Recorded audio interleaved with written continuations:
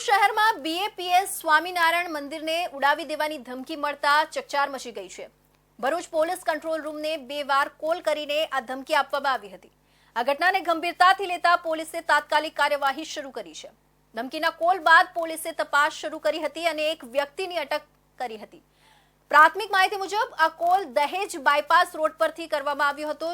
પોલીસે તેની સામે ભરૂચ શહેર સી ડિવિઝન પોલીસ સ્ટેશનમાં બીએનએસ કલમ 217 અને 353(2) હેઠળ ગુનો નોંધ્યો છે। ભરૂચના જાડેશ્વર વિસ્તારમાં આવેલા સ્વામિનારાયણ મંદિરમાં બોમ્બ બ્લાસ્ટ કરવાની ખોટી ધમકી આપનાર યુવકને પોલીસે ઝડપી પાડી તેના વિરુદ્ધ કાયદેસર કાર્યવાહી શરૂ કરી છે।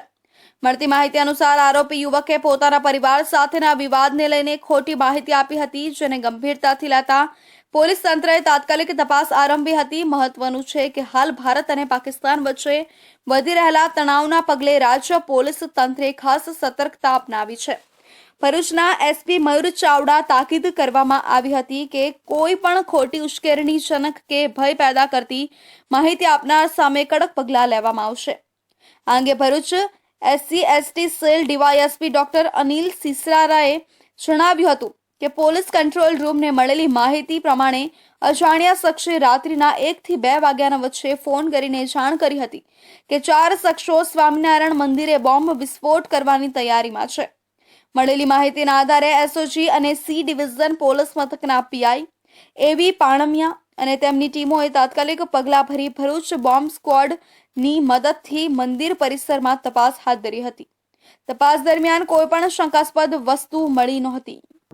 વડોદરા રેન્જ આઈજી શ્રી સંદીપસિંહ સાહેબ તેમજ ભરૂચ એસપી શ્રી મયુર ચાવડા સાહેબ દ્વારા એવી સ્પષ્ટ સૂચના આપવામાં આવેલી છે કે હાલમાં ભારત અને પાકિસ્તાન વચ્ચે ચાલી રહેલા તણાવને અનુસંધાને અગર જો કોઈ ખોટી ઉશ્કેરણીજનક માહિતી, કોઈ ખોટી મેસેજ કે કોઈ ખોટી અફવાઓ કોઈ પણ પ્રકારની ફેલાવે તો તેના વિરુદ્ધમાં કડકમાં કડક કાયદેસરની કાર્યવાહી કરવામાં આવે।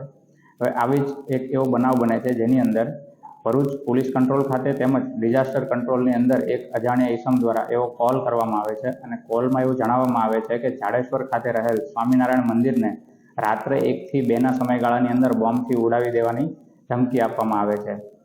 તો આવી જેવી માહિતી મળે છે તે તરત જ માહિતી મળ્યાના થોડાક જ સમયની અંદર એસઓજીની ટીમ કે જે એસઓજી પીઆઈ એ ચૌધરી તેમજ ભરૂચ સિટી સી ડિવિઝનના પીઆઈ એવી પાણમિયા તેમજ ડોગ સ્ક્વોડ છે, બોમ્બ સ્ક્વોડ છે, જે સંપૂર્ણ ટીમનું એક બનાવી અને સંપૂર્ણ ટીમને મંદિર તરફ રવાના કરવામાં આવે છે અને ત્યાં તેનું તરત જ ચેકિંગ કરવામાં આવે છે।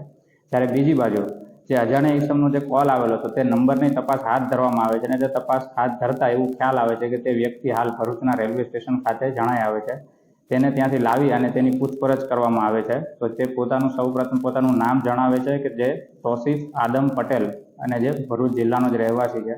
અંતે સર્વેલન્સ ટીમે મોબાઈલ ટ્રેસિંગના આધારે શંકાસ્પદ ઈસમને ભરૂચ રેલવે સ્ટેશન નજીકથી ઝડપી પાડ્યો હતો। ધરપકડ બાદ આરોપી તોસીફ આદમ પટેલે પૂછપરછમાં કબૂલાત આપી હતી કે તેણે ખોટી માહિતી આપીને પોતાના ભાઈઓ સામે પોલીસ કાર્યવાહી કરાવવાનો પ્રયાસ કર્યો હતો। પ્રાથમિક તપાસમાં અનુમાન લગાવવામાં આવી રહ્યું છે કે આ ધમકીનો કોલ માત્ર ટીખળ માટે કરવામાં આવ્યો હોઈ શકે છે। જોકે પોલીસ આ મામલે કોઈ પણ શક્યતા નકારતી નથી અને વધુ તપાસ હાથ ધરી છે।